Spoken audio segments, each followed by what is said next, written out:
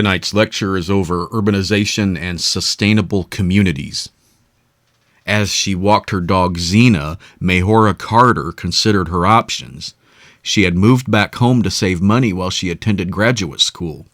Initially, she had wanted as little to do with the decaying neighborhood as possible, but then she'd taken work at a community development center, and now a colleague at the city parks department was offering her a $10,000 grant to come up with a waterfront development project for her neighborhood. Carter was balking. At the moment, she and her neighbors were fighting the city's attempt to move a new waste facility to the East River waterfront. With 30 transfer stations in the South Bronx, their tiny parcel of New York City already handled 40% of the entire city's commercial waste, not to mention 4 power plants, 2 sludge processing plants, and the largest food distribution center in the world. All told, some 60,000 diesel trucks pass through the neighborhood every week. In exchange for this burden, area residents boasted the highest asthma and obesity rates in the country, along with some of the poorest air quality. Another waste facility would only make matters worse.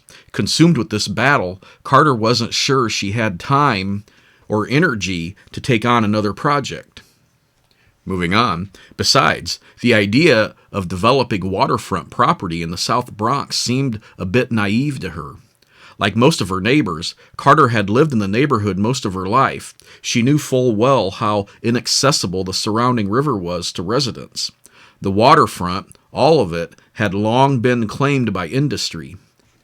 Carter thought that there was simply nothing left to develop. As she and Xena made their way along their usual route past the transfer station, roaring with diesel-powered, garbage-filled 18-wheelers along a winding string of garages filled with auto glass shops, metalwork, and produce shipments. And then Xena began pulling her toward an abandoned lot, one they had passed 1,000,000 times without bothering to notice. After a futile effort to resist, Carter allowed herself to be led down a garbage-strewn path, through a ramble of towering weeds, the kind of place one would never venture alone at night. There at the end, sparkling in the early morning light, was the East River. Carter stood in awe. How many other forgotten patches of waterfront were there, she wondered. Maybe the river wasn't so inaccessible after all. And that brings us to key concept number 1. Today, more people live in the urban than rural areas. The number of megacities has greatly increased since 1950 and will continue to do so in the future. So, ever since 2008, and for the first time in human history, more than half of the world's population, 55% in 2018, lives in an urban area. That is, densely populated regions that include both cities and the suburbs that invariably surround them. In the United States, the proportion is even higher. More than 80% of Americans are urban dwellers. Urbanization is the expansion of urban areas as people migrate to cities, and this is happening all around the world at an unprecedented rate. As global population swells, rural lands are morphing into urban and suburban ones, and ordinary cities are growing into megacities. That is, those that have at least 10 million residents.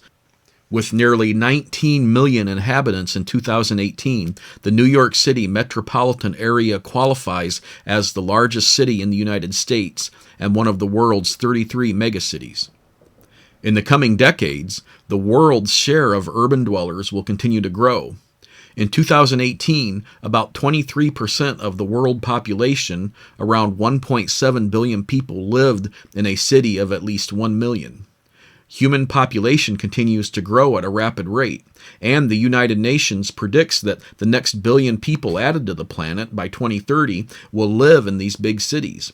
The rural population is expected to slowly but steadily decrease over time.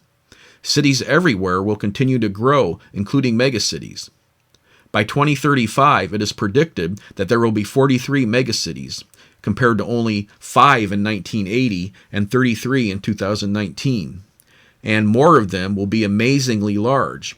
12 will have over 20 million residents. By 2035, it is projected that New York City, Mexico City, and Sao Paulo, Brazil, will likely be the only 20 million plus cities that are not in Asia.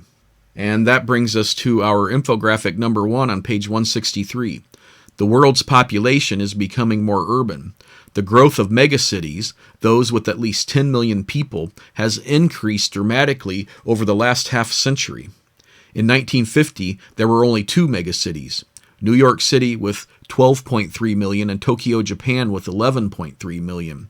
In 2018, there were 33 megacities, with Tokyo's population of more than 37 million making it the largest city in the world. This map shows the number of megacities in 2018 and the number that are expected to be megacities by 2030. Moving on, world population is continuing to increase. Though at a slower rate than in the 20th century, most future growth will be in urban areas. And that brings us to key concept number 2. Cities offer many services and opportunities and can have a lower than average per capita carbon footprint, but have higher rates of crime and disease and problems dealing with waste and stormwater. So to be sure, cities bring some obvious advantages to their inhabitants. More job opportunities, better access to education and health care, and more cultural amenities, to name a few. But as far as the environment is concerned, urbanization is both a blessing and a curse. On the plus side, concentrating people in smaller areas, that is, building up rather than out, can reduce the development of outlying agricultural land and wild spaces, and thus protect existing farms and ecosystems. Higher population densities also make some environmentally friendly practices more cost-effective. For example, it's easier to implement recycling and mass transit programs in cities because there are more people to share the costs of these services. Living in smaller homes that are closer to needed amenities and having access to mass transit can also decrease energy use and the carbon footprint of urban dwellers compared to those who live in suburban areas.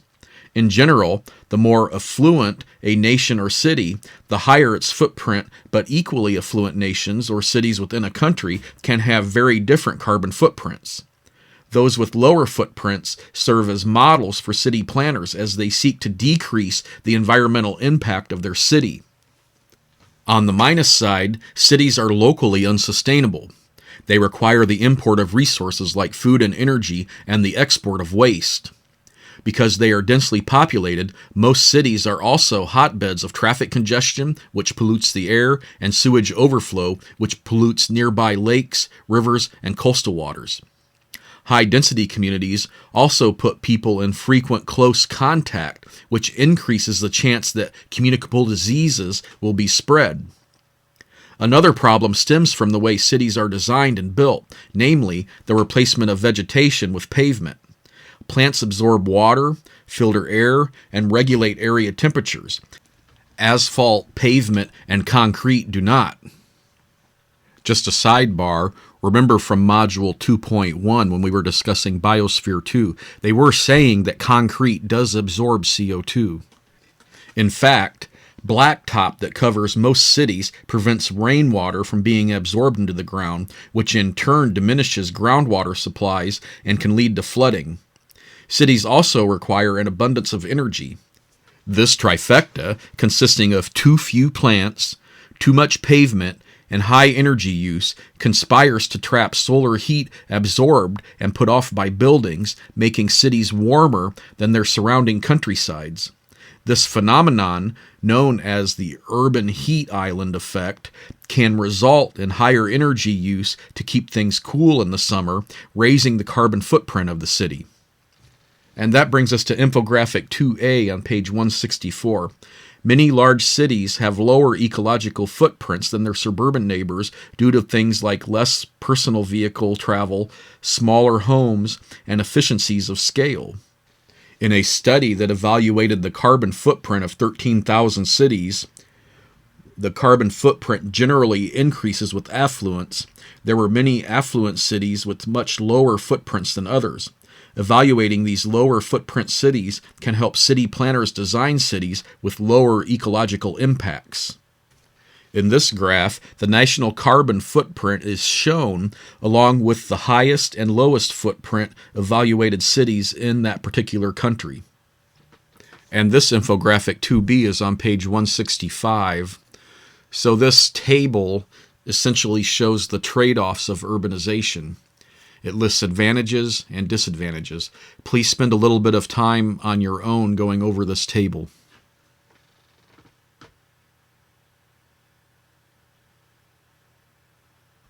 And that brings us to key concept number 3. Environmental justice recognizes the right of everyone to a safe and healthy environment and a voice in policies that impact their environment. Low-income communities are more likely to suffer environmental injustice than other communities. Your book also references minorities, and I want to set the record straight on that because this term is a politicized red herring. The book has been having us look at the population on a worldwide global scale. And according to our last module, 64% of the total world population is living in Asia, and 35% of that is living in China and India combined. The book goes on to point out that there are many social justice issues in India due to their overwhelming population size. And with their overwhelming population size, I do not think I would call that group a minority. I think what people in America lose sight of is that the Caucasian population on a global scale is actually a minority, but it gets lumped into the majority in this country. Furthermore, if you take what I'm saying and we extrapolate it to the smallest populous group of the world, the Native Americans, the book's premise continues to fall apart. From what I've seen in the Choctaw Nation and other Indian tribes that have these huge casinos around the country, they're very affluent. Therefore, they do not seem like a minority group that's suffering environmental injustices. Furthermore, I should point out that the Caucasian population is projected to become the minority in the United States, Canada, and New Zealand around the year 2050. And they're also projecting that the Caucasian population in Western Europe will become the minority around the end of the century. So all urban dwellers are vulnerable to the health effects associated with pollutants. But in most cities, the pros and cons of city living are unevenly realized. For example, New York City is one of the wealthiest, most populous cities in the world, but most of the cultural amenities, top-notch healthcare facilities, and job opportunities are concentrated in Manhattan, while most of the garbage, sewage, and power plants are located in the Bronx. This imbalance has spawned a whole new era of activism known as environmental justice, based on the idea that no community should be saddled with more environmental burdens and fewer environmental benefits than any other. Violations of environmental justice occur everywhere, in the Bronx, in low-income communities of the Deep South, in Midwestern cities, and inequalities can be found in every U.S. state and every country in the world. Minority and low-income communities are more likely to bear the burden of an unhealthy environment, for example, being in close proximity to polluting or undesirable industry, poor quality housing, little access to green space, and limited transportation options. They are also less likely to have a voice in decision-making processes that affect their community.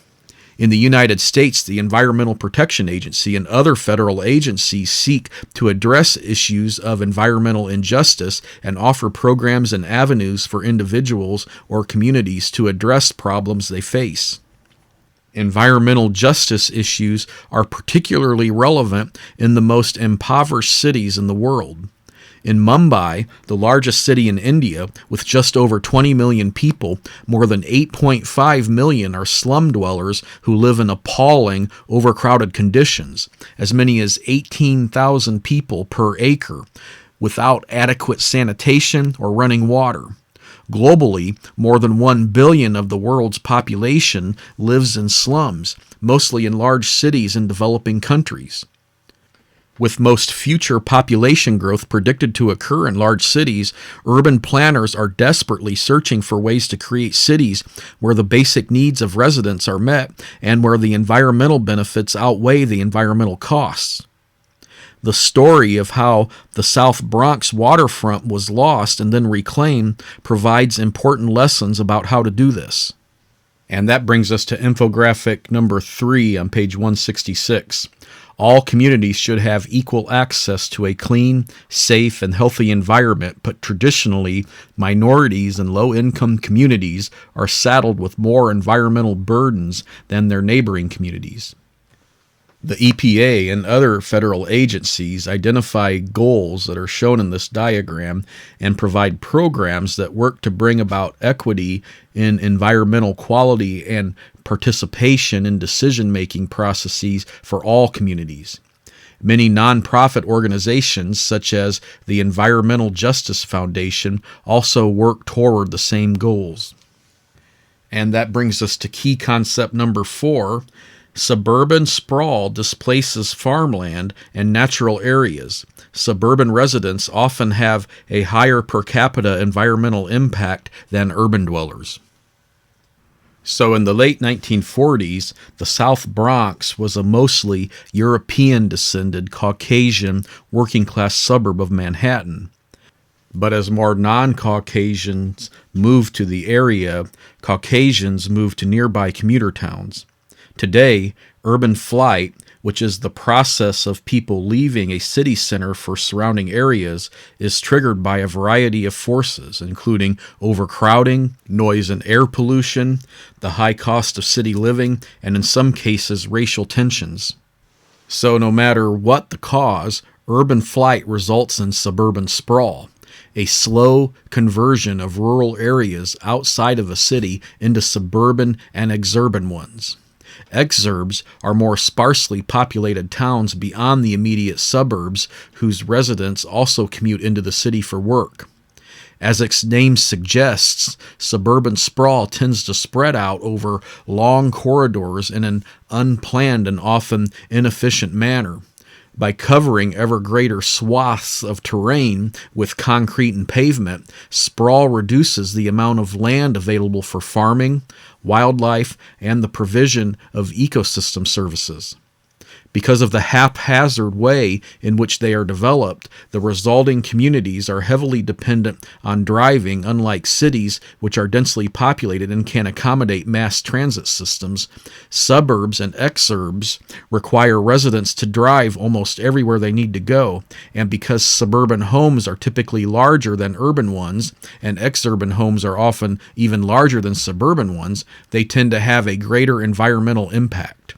Urban planners today are well aware of these perils and often work to mitigate them. But in the 1960s, urban planning tended to accommodate urban flight and the sprawl that came with it. The Cross Bronx Expressway, completed in 1972, enabled suburban commuters to completely bypass the Bronx as they traveled in and out of Manhattan each day.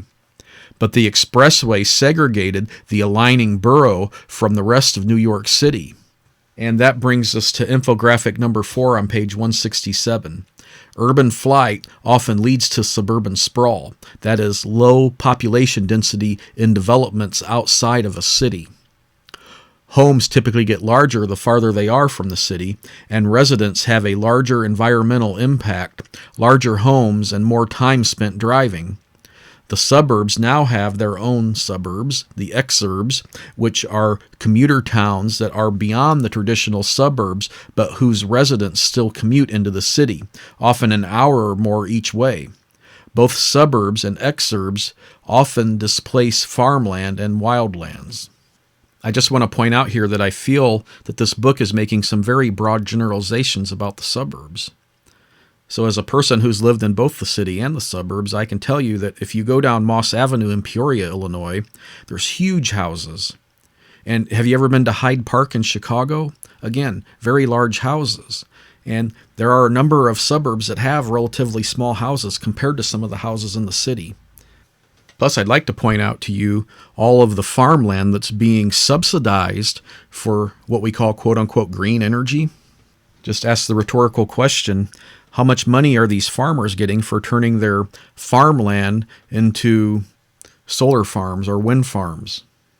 And that brings us to key concept number 5.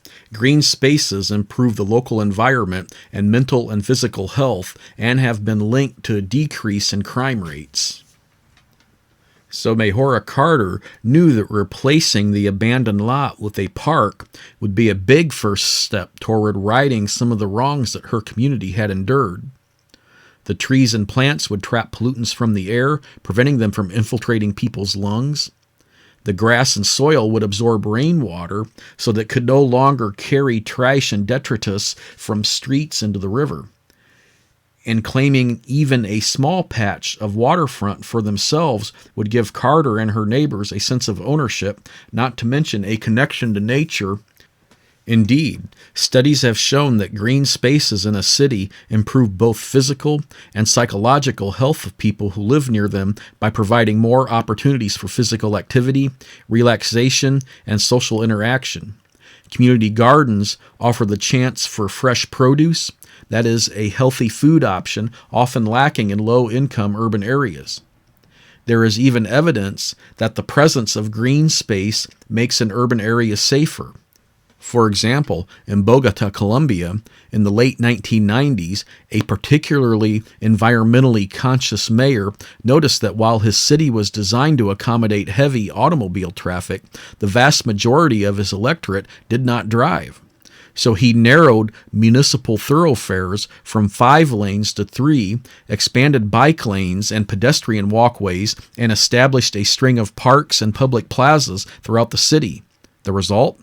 People stopped littering, crime rates dropped, and slowly but surely city residents reclaimed their streets. Green spaces also provide other environmental and social benefits. They provide habitat for wildlife, help mitigate against the urban heat island effect, reduce stormwater runoff after a rainfall, absorb air pollution, and help offset greenhouse gas emissions. Property values also tend to go up in urban areas close to parks or other green spaces, and community members are more likely to take pride in their surroundings and participate in community events in those areas. Because of the growing list of green space benefits, many cities are actively putting in parks, green belts, and other open spaces. For example, Vancouver, Canada has a goal of ensuring that all residents are within a 5-minute walk of a green space. And that brings us to infographic number 5 on page 169. Urban green spaces provide a wide variety of benefits to the residents and their community. And in this slide, we see the Bronx before and after revitalization. And that brings us to key concept number 6. Green cities actively pursue sustainability through smart growth strategies that improve the quality of life while decreasing per capita impact. Carter and those who joined her project were on track to reclaim their slice of the Bronx. Starting with the $10,000 seed grant from the City Parks Department, they leveraged a small fortune in additional grants, donations, and private investment until they had finalized plans to build a $3 million park, complete with gardens, grassy knolls, and easy river kayaking. The Hunts Point Riverside Park, that is the spot that Carter stumbled upon, would be the borough's first waterfront park in more than 60 years, but that was just the beginning. Energized by their successful Riverside project, Carter and her neighbors formed a nonprofit called Sustainable South Bronx. This group immediately set its sights on an even greater vision. They would create a 1.5-mile green belt around the entire community, including a waterfront greenway and other open spaces, all connected by an interlinking system of bike and pedestrian pathways. They would also disassemble the Sheridan Expressway, a stretch of abandoned highway originally meant to cut across the entire northeast Bronx, and turn it into 28 acres of additional parkland. But a green city is more than just a city with green spaces. A green city is one that pursues sustainable options that make them more environmentally friendly and socially equitable. New urbanism, as the movement is called, maintains that cities, both now and in the future, have the capacity to reduce our per capita environmental impact, even as they improve the quality of life for people, provided they are designed properly. The idea of a green city is admirable, but how is it sustainably measured? One method, the Green City Index, evaluates indicators from several categories to determine how far along on a path to sustainability a city may be. The analysis examines the progress a city has already made and its plans for future improvements. For example, water and energy use are evaluated, noting progress in metrics such as water use efficiency and the percentage of energy that comes from clean energy sources. Solid waste management and environmental governance, that is, the quality of an environmental strategic plan, if one exists, are analyzed. Air pollution and the city's carbon footprint are measured, as are the availability of public transportation and the amount of green space. The value of a green city analysis is the identification of sustainability pursuits that are well done, as an example other cities can emulate, as well as areas where city planners need to focus their attention for continued progress towards sustainability. Greening our cities becomes ever more vital as urban growth in many areas, especially in the developing world, is increasing at unprecedented rates. And though we have a long way to go to make cities an environmental solution rather than one of the environment's biggest problems, the consensus emerging from environmentalists, sociologists, and economists is that the future lies in our cities. That is where most people will live and perhaps where most people should live.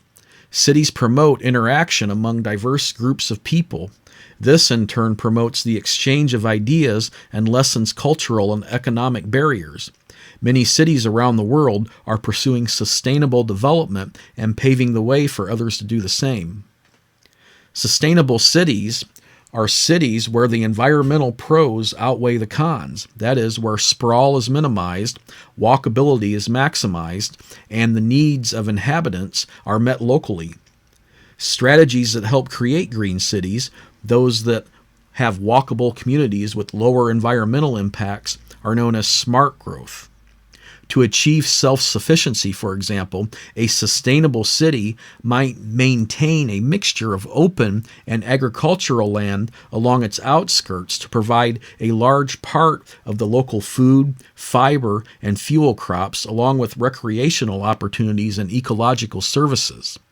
Waste and recycling facilities could also be located nearby, along with other enterprises aimed at producing resources needed by area residents. One way to stave off sprawl, the same city might establish urban growth boundaries, outer city limits beyond which major development would be prohibited. Keeping any outward growth that does occur as close to mass transit as possible minimizes the impacts of transportation.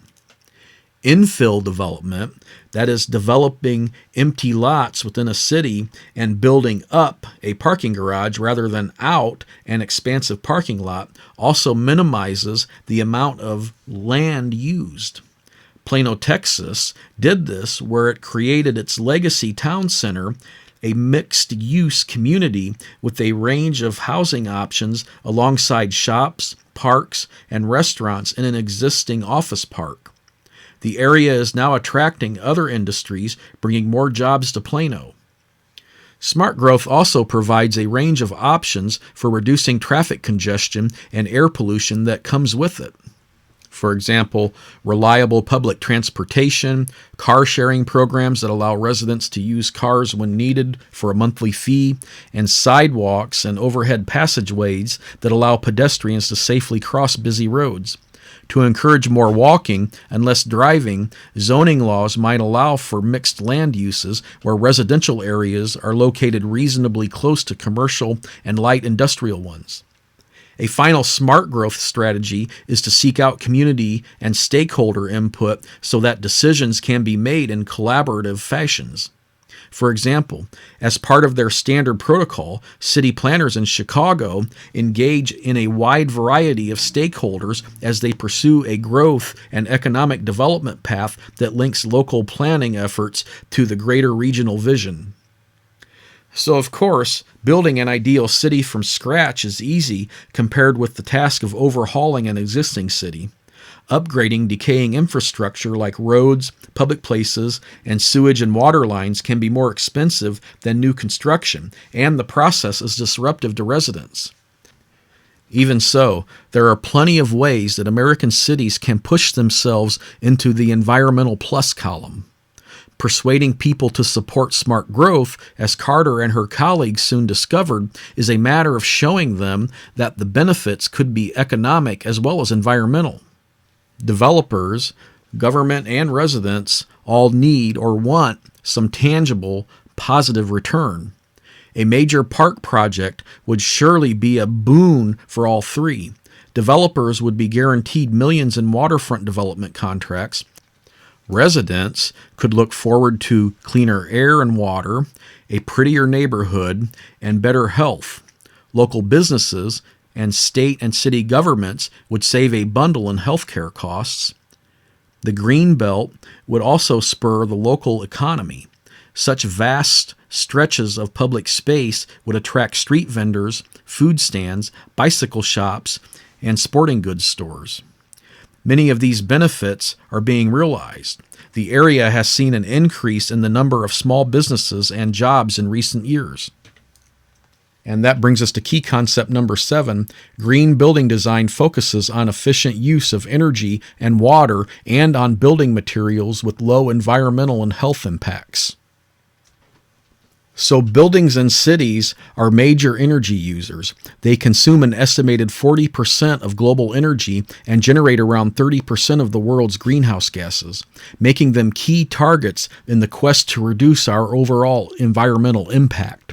Addressing this opportunity is a movement known as green building, that is, the construction of buildings that are better for the environment and the health of those who use them. So in one program implemented by the U.S. Green Building Council, buildings that meet a minimum standard are awarded a Leadership in Energy and Environmental Design certification. Points are awarded based on how well the building meets certain criteria such as energy and water efficiency. Of course, buildings can be built or retrofitted without seeking LEED certification. This is a costly procedure, but for those organizations that choose to participate, it offers publicity and an accountability that may encourage the pursuit of loftier goals. The Bronx Library Center is a silver certified LEED building. It earned silver certification by recycling 90% of the waste materials created during the construction of the building, using architectural design and efficient heating and cooling systems to save 20% of energy cost, and using sustainably grown wood in 80% of the construction lumber. Also, these buildings can install green roofs, which are one type of rain garden, an area with plants suited to local temperature and rainfall conditions. Research shows that more than $5 million in annual cooling costs could be saved if green roofs were installed on just 5% of the city's buildings. The amount of green roofing could achieve an annual reduction of 350,000 metric tons of greenhouse gases. Riverkeep, an environmental nonprofit, found that green roofs can retain 800 gallons of stormwater for every $1,000 of investment.